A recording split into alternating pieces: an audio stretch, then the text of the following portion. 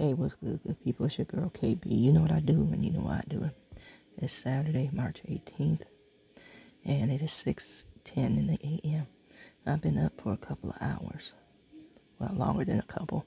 I've been in the Word. I've been communing with God.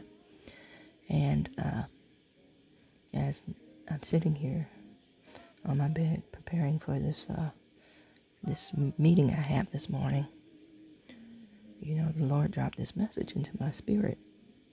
And it's just 2 words: soul ties. Now, usually, when we speak of soul ties, it involves promiscuity in a sexual way. I'm not here to judge that. I'm not here to even speak on that. That's not my place.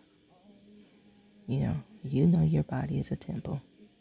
You have to answer to God for what you do with your temple, or in the temple, or with the temple, however you want to look at that, whatever layer you want to address. That's not my place. When I'm speaking of soul ties, I'm talking on a whole different level. So, for those of you who know me, I am very, very guarded about how I share myself. Amen. I mean, on all levels. There are some people who will never enter into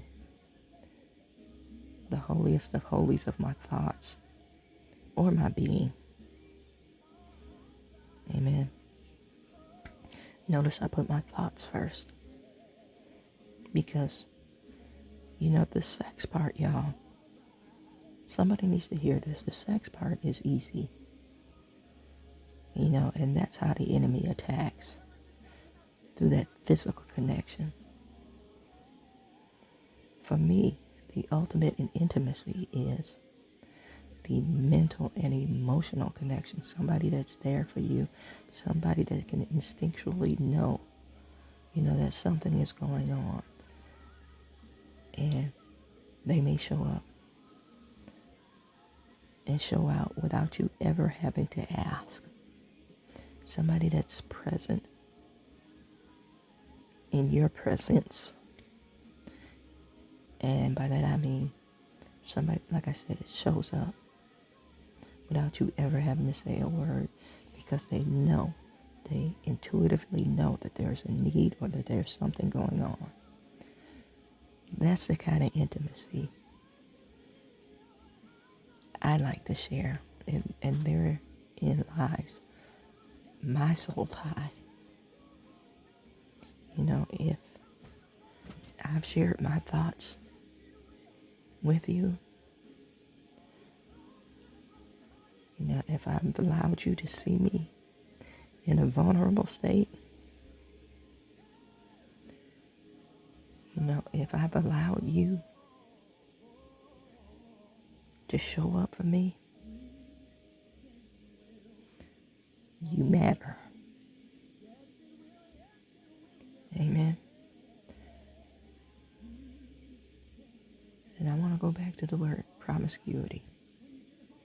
Again, I want to reiterate, we usually equate that with sex.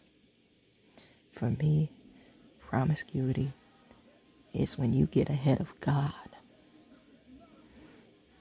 It's when you say, God, I've got this. God, I can make this decision. God, it's my choice. God, I have a right to myself. Amen.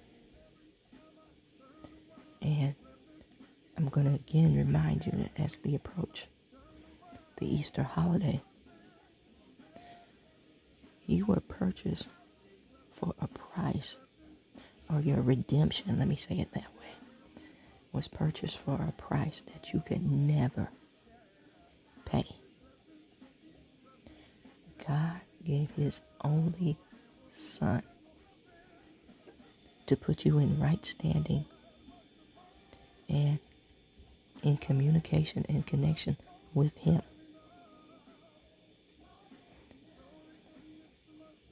My question, as it relates to soul ties, is how do you honor that sacrifice?